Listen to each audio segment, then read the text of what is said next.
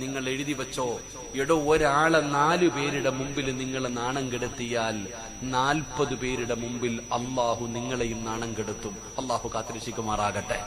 എടോ 4 പേരുടെ മുമ്പിൽ ഒരാണാകട്ടെ, പെണ്ണാകട്ടെ, കുടിയനാകട്ടെ, വ്യഭിചാരിയാകട്ടെ, കൊലപാതകയാകട്ടെ, അവൻ എത്ര വലിയ പാപം ചെയ്തവനാണെങ്കിലും നിങ്ങൾ 4 പേരുടെ മുമ്പിൽ അവൻ തൗബ ചെയ്ത് നന്നായി 4 പേരുടെ മുമ്പിൽ നീ അവനെ നാണം കെടുത്തിയ അവൻ അള്ള പുറത്തു കൊടുക്കും.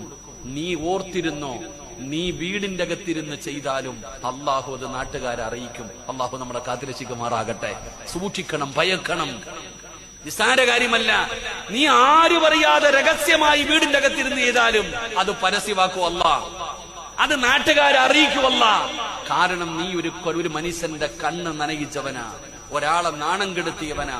അത് അത്രയ്ക്കും വലിയ പാപവാ, ചെറുതൊന്നുമല്ല.